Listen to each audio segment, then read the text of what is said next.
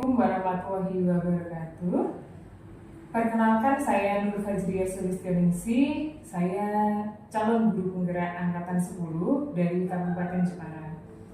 Nah, kali ini saya akan melakukan praktik rangkaian supervisi akademik dalam pembelajaran dengan menggunakan paradigma berpikir coaching dan melakukan refleksi terhadap praktik supervisi akademik tersebut.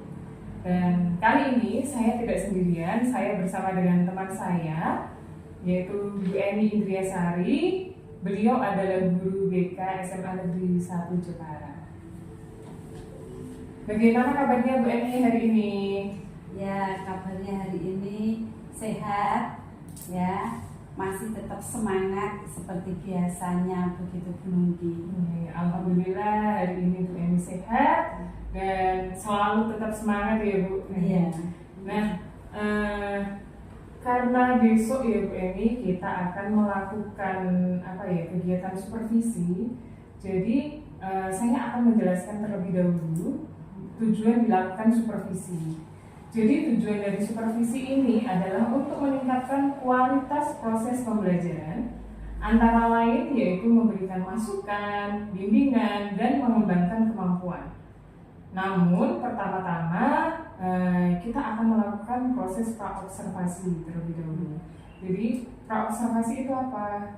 Praobservasi itu digunakan untuk sebagai bentuk persiapan agar Bu Eni itu lebih siap dan lebih pede dalam melakukan kegiatan belajar mengajar yang akan dilakukan Bu Eni besok pagi.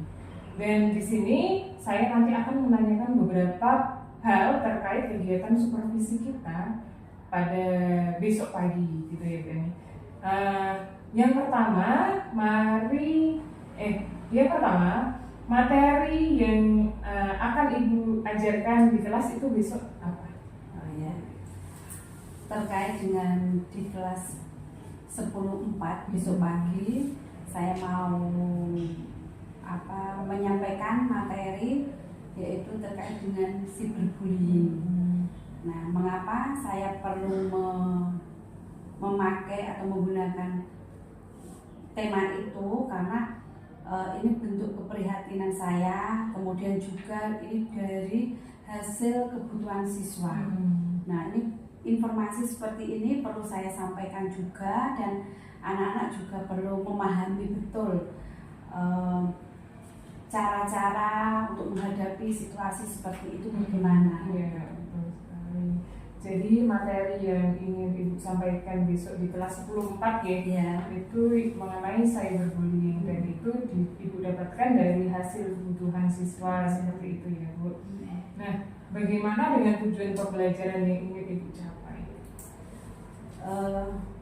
Keinginan saya supaya anak-anak ini lebih memahami dampak dari cyberbullying itu. Kemudian yang kedua, anak-anak bisa mengantisipasi bagaimana anak-anak menghadapi atau menjadi korban cyberbullying. Langkah-langkahnya bagaimana itu nanti supaya anak memahami itu. Lalu yang ketiga, supaya anak dapat selain memahami, anak dapat dapat lebih tahu bagaimana arah dia nanti setelah dia itu ini menjadi korban. Nah, ini termasuk juga langkah-langkahnya Bagaimana harus bertindak begitu. Iya betul, itu capaian-capaian yang harus mengapa harus menggunakan tema itu.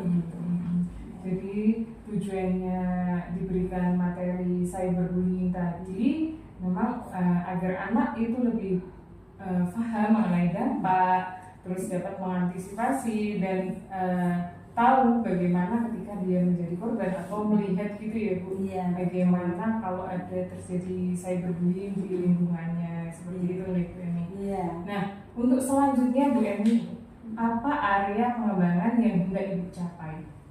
Area pengembangan yang hendak saya capai salah satunya itu pembentukan karakter pada anak, sehingga anak-anak ini memang anak-anak yang nanti salah satunya anak yang lebih percaya diri, anak tidak menjadi korban, bahkan anak tidak menjadi pelaku. Begitu. Ini area untuk pengembangan dirinya seperti itu. Iya. Jadi area pengembangan yang hendak ibu capai yaitu tadi ya, pembentukan karakter agar anak itu lebih pede, percaya diri, dan tidak ada lagi korban maupun pelaku. Iya, betul. Luar biasa sekali loh Bu Eni. Kira-kira dari apa yang sudah ibu ungkapkan tadi, adakah yang ingin secara spesifik ibu kembangkan jadi nanti untuk saya amati besok? Ya, lebih spesifiknya itu besok itu gini, saya berencana saya lebih ingin ini ya, anak-anak itu nanti dia betul-betul memahami apa yang saya sampaikan. Ya itu.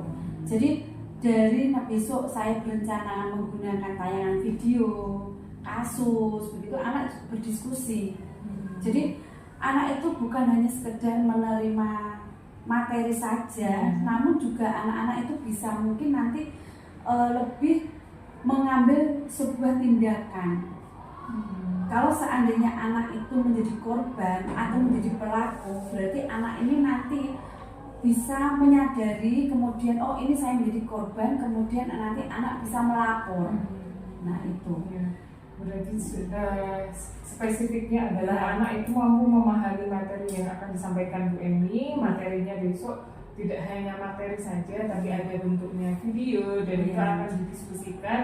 Jadi ketika ada anak nanti yang menjadi korban atau pelaku dapat memilih, menganalisis bagaimana tindakan selanjutnya yang akan dilakukan seperti itu ya Bu Eni. Betul. Nah, bagaimana dengan strategi yang harus dipersiapkan untuk mencapai tujuan pembelajaran tersebut? Strategi saya untuk mencapai pembelajaran ini, sebelumnya saya itu malam hari rencana saya itu nanti saya akan mengirimkan video terlebih dahulu di Teams sehingga anak-anak itu bisa juga membaca materinya, kemudian melihat videonya, sehingga itu nanti di kelas anak-anak sudah bisa mulai berdiskusi. Karena mengingat karena waktunya sedikit, jadi saya memang harus mengatur strategi itu dengan ini besok pembahasan kita seperti ini, gitu. Jadi waktunya juga nanti bisa cukup untuk diskusi sehingga tidak hanya sekedar menonton video saja begitu. Nanti juga strateginya setelah diskusi mereka juga akan presentasi hasil diskusi itu. Nah, itu strateginya yang di kelas. Kemudian juga selain ada tayangan video, kami juga akan ada bentuk ceramah. Ya, dari saya juga akan nanti menyampaikan materi terlebih dahulu, memberikan ulasan atau memberikan pertanyaan kepada anak sehingga anak ini apa yang dia pahami begitu. Berarti ada beberapa strategi yang Bu Eni ambil gitu ya dalam pembelajaran ini, yaitu yang pertama tadi ada mengirimkan video di Teams untuk meminimalisir waktu besok gitu, karena waktu BK kan sebentar gitu. Jadi videonya dikirimkan terlebih dahulu di malam hari untuk besok pagi didiskusikan, lalu hasil diskusinya dipresentasikan gitu. Iya, betul. Nah, selain itu juga ada metode ceramah dari Bu Eni gitu ya, jelas agar anak itu lebih lebih memahami lagi materi yang akan disampaikan Bu Eni gitu ya. Bu Eni. Betul Bu Eni? Betul. Oke. Dan yang terakhir Bu Eni. Iya. Ini terakhir dari saya. Apa harapan Ibu dari observasi yang akan kita lakukan bersama besok? Harapan saya nanti setelah saya memakai materi ini, anak-anak itu dapat terhindar dari bullying di kelas. Terlebih itu lewat aplikasi atau lewat HP, lewat media sosial, cyberbullying ini juga supaya anak-anak ini juga ada antisipasi, ini salah satu pencegahan. Harapan saya seperti itu, sehingga meminimkan anak-anak ini tidak menjadi korban. Dari kasus-kasus itu anak-anak juga bisa tahu, bisa mengantisipasi bagaimana cara menghindari ya tidak ikut dalam kasus seperti itu ya. Salah satunya memang kita memberikan materi ini yang lebih lanjut kepada siswa begitu. Jadi harapan Ibu tadi luar biasa sekali, agar siswa itu dapat terhindar dari bullying, apalagi cyberbullying gitu ya. Jadi anak itu bisa mengantisipasi dan apapun bentuk pembulian itu bisa diminimalisirkan gitu Bu Emi. Luar biasa sekali harapan Bu Emi. Semoga harapan-harapan tadi dapat berjalan baik besok dan berguna juga bagi anak-anak semuanya gitu Ibu. Terima kasih Bu Emi. Terima kasih atas waktunya. Sampai ketemu besok pagi di observasi gitu ya Bu Emi. Baik, terima kasih Bu Emi. Selamat siang. Terima kasih, selamat pagi. Pagi Bu. Gimana kabarnya hari ini? Baik. Baik ya. Hari ini siapa yang tidak masuk sekolah? Alvin. Oh, Elvin. Tak pikir Alvin. Alvin kan berangkat ya. Oke, baik. Alasannya kenapa kok tidak berangkat? Oh, sudah berapa hari? Baru hari ini. Oke. Kita doakan sama-sama ya supaya si Elvin sehat kembali, kemudian bisa berkumpul bersama-sama di kelas ini dalam keadaan sehat dan bahagia ya. Gitu. Oke. Hari ini Bu Emi akan menyampaikan materi terkait dengan cyberbullying. Materi ini sudah pernah disampaikan dulu sebelum kamu sekolah di sini itu sudah disampaikan. Ini proyeknya cyberbullying. Tapi kenapa Bu Emi hari ini itu menyampaikan cyberbullying?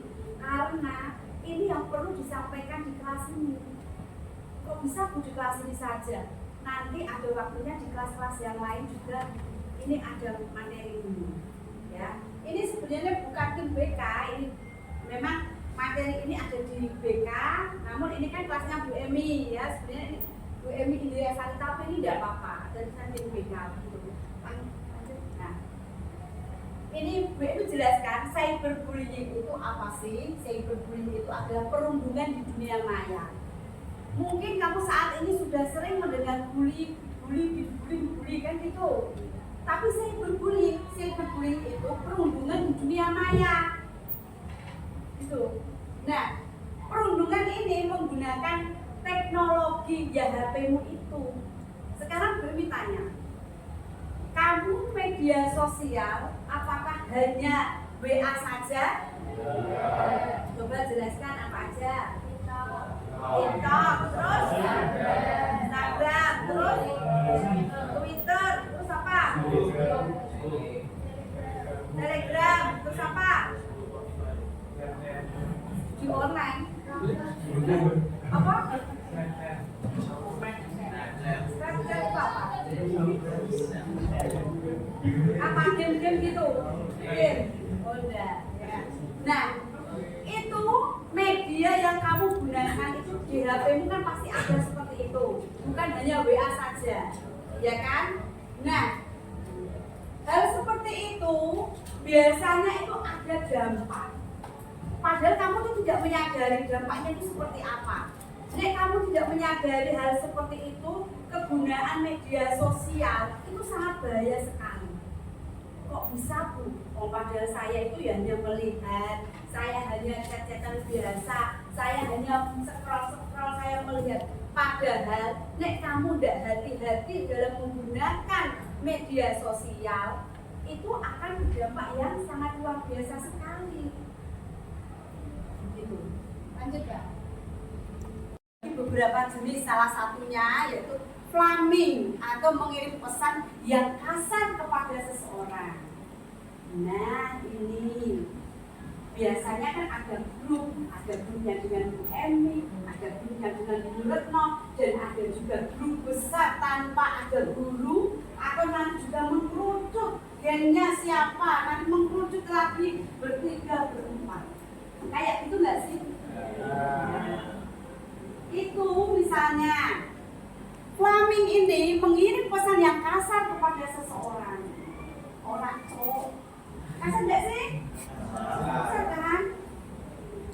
Nah, kamu kalau misalnya berbicara secara langsung sama WA, kesannya itu berbeda ya. Misalnya kamu ketemu langsung orang cowok terus biasa, misalnya gitu, itu doa guyon ya ono, kamu tidak tersinggung itu ya ada.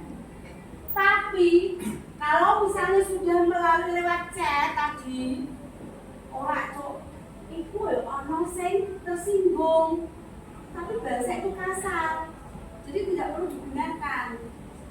Misalnya juga ada contoh orang apa ketemu langsung, ya kamu tidak apa-apa. Tapi ketika kamu mengartikan tulisan di media sosial itu, orang apa itu kadang kesannya kadang itu artinya berbeda. Pernah begitu? Nah, itu yang disebut dengan flaming. Lalu juga yang kedua, online harassment, mengirim pesan melecehkan berupa hinaan, menyerang atau menyakiti. Tadi Bim sudah jelaskan bahwa orang usah melihat satu sama lainnya. Misalnya, oh yo, aku kok pernah seperti itu. Bahkan aku juga pernah menjadi pelaku. Ini nanti kamu lihat sendiri-sendiri ke diri kamu. Nah, mengirim pesan melecehkan berupa hinaan. Kamu bocah kok gendut sik ngono, wireng sisan, elek sisan. Misalnya lo ini, tapi kelas ini tidak ada lo ya. Ada enggak? Nah ini, misalnya kamu pernah menjadi korban. Aku kok pernah ya ditukar sama temanku, ini sekali loh buat aku. Dan itu sampai sekarang aku tidak bisa melupakan hal itu. Misalnya seperti itu. Itu malah justru juga menjadi sebuah trauma. Itu kelihatannya sepele kan, tapi itu bisa menjadi trauma. Itu yang kedua. Lalu yang ketiga, denigration, mengirim pernyataan yang merugikan dan tidak benar kepada seseorang ke orang lain, kemudian menggugahnya ke internet. Nah, ini pernyataan yang merugikan. Maaf, ini anak remaja itu kan biasanya mudah emosi, mudah tersinggung, dan anak apa-apa. Kamu pengen nyindir si A, kemudian mau posting di situ.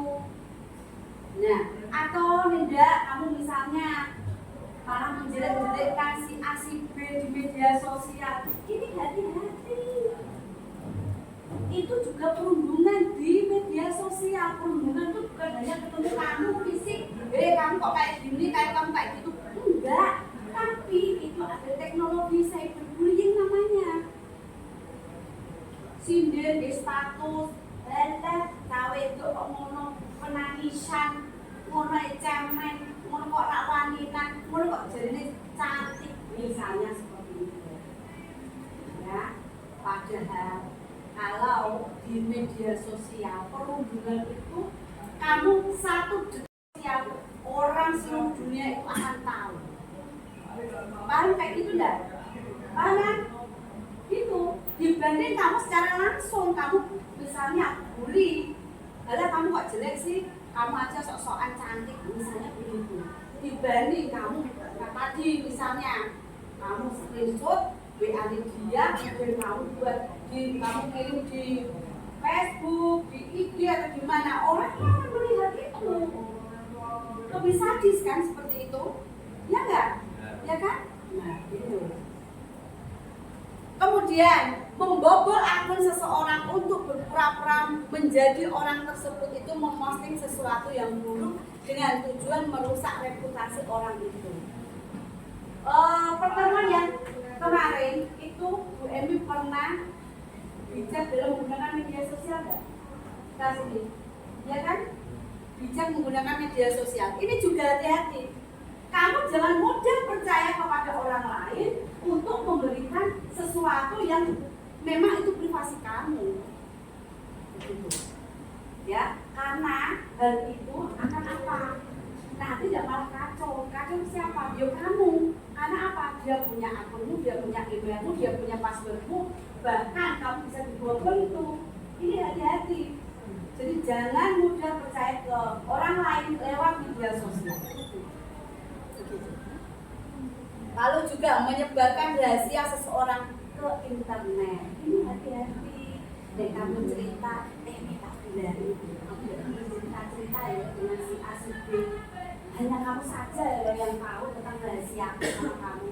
Oh jadi aku tidak cerita. Kemudian setelah itu kamu cerita-cerita, tapi kamu beli A dengan si A si B.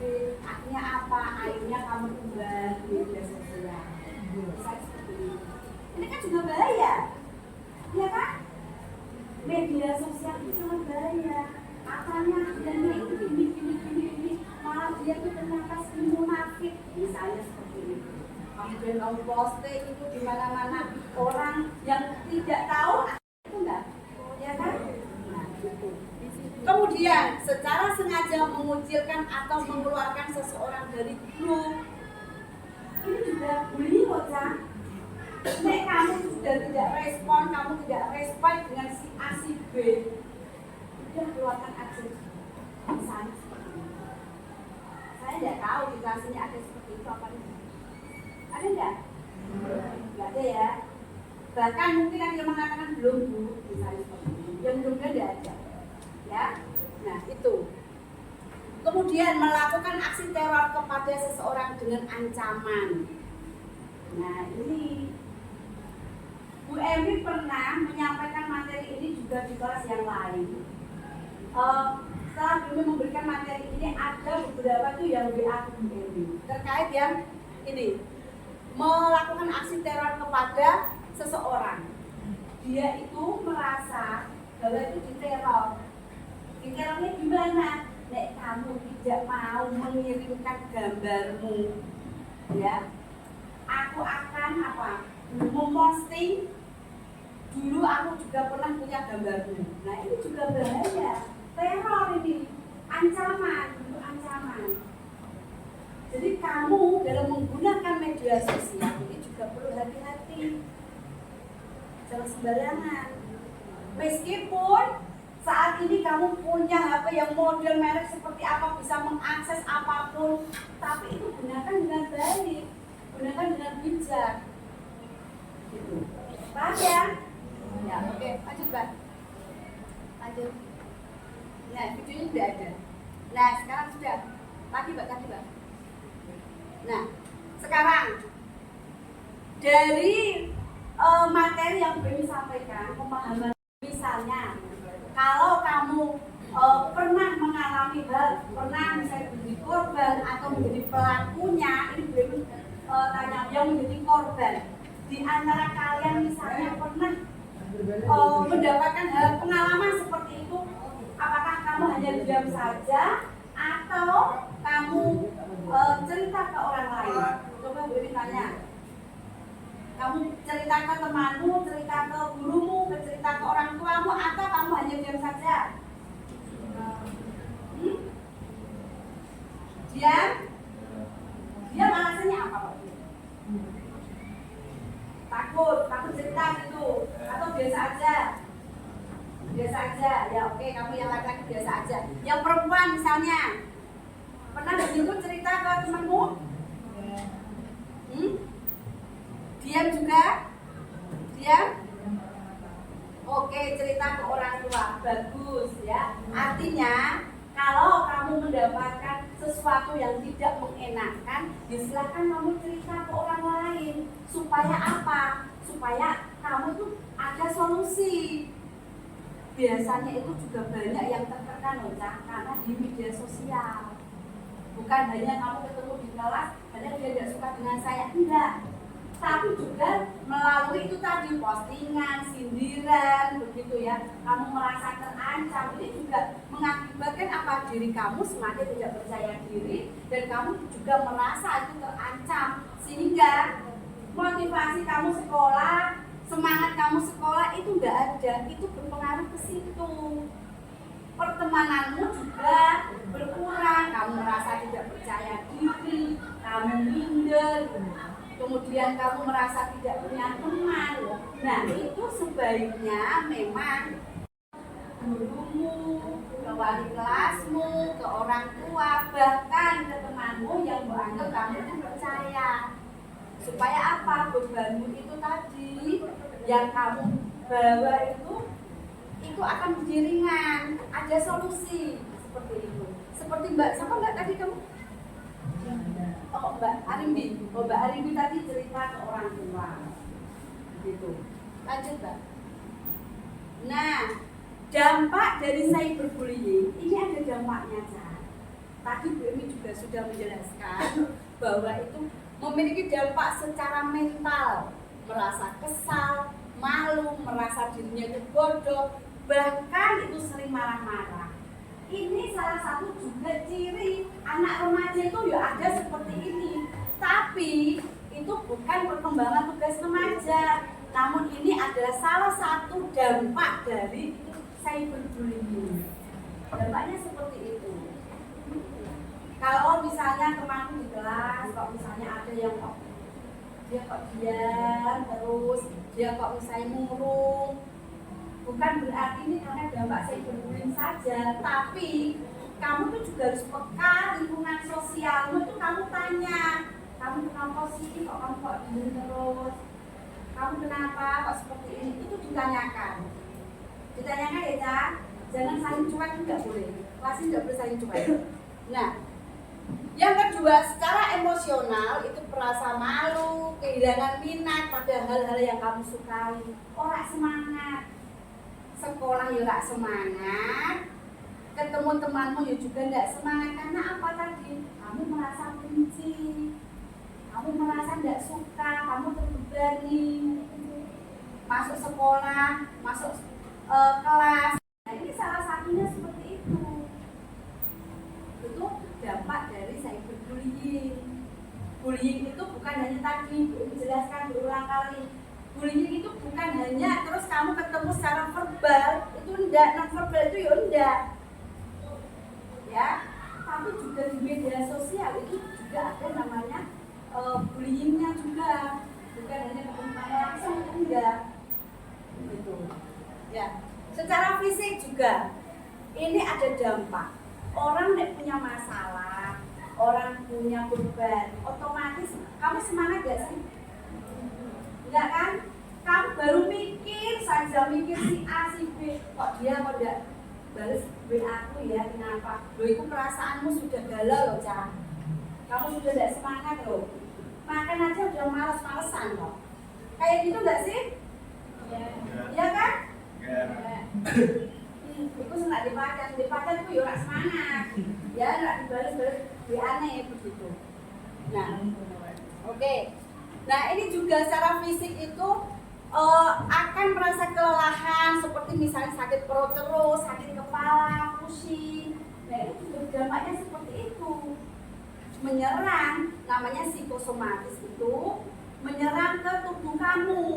Nek kamu punya beban, punya masalah, punya misalnya apa yang kamu pikirkan, kenapa sih kok perutku kok sering mual-mual, perutku kok sering ini ya sakit, padahal kamu bukan saatnya kamu menstruasi, misalnya seperti itu dari apa? Dari pikiran kamu, itu bisa berpengaruh juga. Kamu kok sering gatel-gatel, padahal kan aku kan enggak gimana-gimana, sabunku aja bersih, kalau sabunnya misalnya saya juga rumah aja bersih, tidak ada. Loh, kok saya kok sering gatel-gatel. Nah, ini akibatnya juga apa? Kamu punya pikiran seperti itu. Ya, lanjut Mbak. Nah, ini juga ada dampak bagi korban. Dampak psikologisnya itu tadi mudah depresi, marah, atau timbul perasaan gelisah, cemas. Nah, ini bahkan ada percobaan untuk bunuh diri. Tayangan video tadi itu ini tidak tayangkan. Dulu pas ada proyek cyberbullying itu ada memang dari bullying di media sosial, dia itu sampai sempat bunuh diri, tapi ini tidak menayangkan ini karena linknya sudah hilang. Ya, Nah, ini juga dampak sosial, menarik diri, kehilangan percaya diri dan agresif kepada keluarga dan teman. Nah, misalnya kok ada temanmu, kok hari ini atau kemarin, kok ada temanmu tiba-tiba bentak-bentak kamu, marah-marah, teriak-teriak, yo kamu jangan cepat-cepat menyimpulkan bahwa dia kok kendor banget sih, sok-sokan, yo jangan. Mungkin kamu bisa memahami, oh mungkin dia itu punya sesuatu yang aku tidak tahu. Mungkin dia itu punya pikiran yang aku tidak tahu, kan begitu. Berpikirnya positifnya begitu, Ca. Jangan tuh langsung misalnya dia itu sok-sokan cantik kok, Bu. Dia itu orang yang begini. Yo enggak. Kamu pelajari, kamu pahami dulu. Dia kenapa kok seperti itu? Padahal biasanya dia kan ceria. Biasanya dia itu baik, kok tiba-tiba seperti itu. Nah, ini artinya dia di dalam dirinya ada sesuatu. Kan seperti itu. Lalu juga dampak pada kehidupan sekolah, menurunnya prestasi akademik, rendahnya kehadiran. Ya, serendahnya kehadiran itu mudah-mudahan ya dia tidak punya masalah seperti ini karena ada sesuatu hal yang memang kita belum tahu. Pasti ada yang melatar belakangi kenapa siswa itu tidak semangat, ya, dia itu merasa letih lesu, dia tidak mau sekolah, ini pasti ada yang melatar belakangi. Pastinya seperti itu. Lagi. Dampak bagi pelaku ini cenderung bersifat agresif, berwatak keras. Ini yang menjadi pelaku, Cak. Ini tidak tahu di sini apakah sudah pernah ada yang menjadi pelaku atau korban. Kamu melihat diri kamu masing-masing, ya. Yang tahu diri kamu, bukan Bu Eni, tapi diri kamu, ya. Apakah kamu pernah menjadi pelakunya atau bahkan kamu menjadi korbannya? Nah, ini juga kurang berempati dan juga bisa dijauhi oleh orang lain. Karena sikap seperti ini, acuh tak acuh, keras kepala, pastinya teman itu sedikit dan banyak yang menjauh. Kayak gitu enggak? Ya kan? Nah, pada ada yang jawab? Halo. Selamat pagi. Kamu lupa ya dulu itu pas di aula itu selamat pagi punya berapa kali? 1. Ya, kita coba ya. Oke. Nanti kalau tepunya selamat pagi berarti tepunya 1 kali. Kalau selamat siang berapa kali? 2 kali. Selamat sore 3 kali. Kalau malam, karena ini kan tidak ribut, ini selamat malam, semangat, itu aja diganti, oke? Oke. Selamat pagi, selamat siang, selamat sore, selamat malam, semangat. Padahal kan semangat, sebenarnya kan gitu, ya, tidak apa-apa. Nah, langsung Pak. Nah, ini juga dampak bagi yang menyaksikan. Ini juga ada dampaknya, Cak. Kamu sudah tahu, kamu jujur dari temanmu, ya. Ini juga yang menyaksikan dampaknya itu seperti apa. Ya, bisa dilaporkan ke polisi. Ya, bisa dilaporkan ke polisi. Bisa juga kamu terjerat di hukum. Karena apa? Salah satunya itu tadi kamu menggunakan media sosial itu tidak baik. Ini ada undang-undangnya. Kemarin kejadian sudah lama, ya sudah lama kejadiannya itu ada kasus yang melanggar ini undang-undang yang dilaporkan itu ada. Ini juga hati-hati. Jadi kamu jangan seenaknya. Ini kan HP gue, maunya gue juga. Itu jangan. Karena itu juga ada undang-undangnya. Lanjut, Mbak. Nah, ini pertanyaan refleksi terakhir. Apakah kamu pernah menjadi posisi sebagai pembuli atau sebagai korban bullying di sekolah? Pernahkah seperti itu? Kamu pernah? Sudah pernah? Seharusnya ini ada link. Dulu itu BB mengirim link. Banyak ternyata. Kelihatannya itu dia tidak pernah. Tapi setelah Bu Emi membuat banyak sekali dan korbannya juga banyak, bahkan pelakunya juga ada. Nah, dari sini ini pertanyaan pematik buat kalian. Pertanyaan untuk menggugah pikiran kamu supaya apa? Ini ada timbul pikiran, oh saya itu pernah menjadi korban. Nek kamu hari ini kamu merasa kamu malu dengan temanmu, malu dengan ada Bulungi, ada teman siapa begitu, kamu boleh cek WA Bu Emi secara jari. Itu kan rahasia, ya enggak? Boleh, silakan. Nanti Bu Emi akan bantu kamu bagaimana cara mengatasi kamu menjadi korban, kamu menjadi pelaku. Gitu? Paham ya?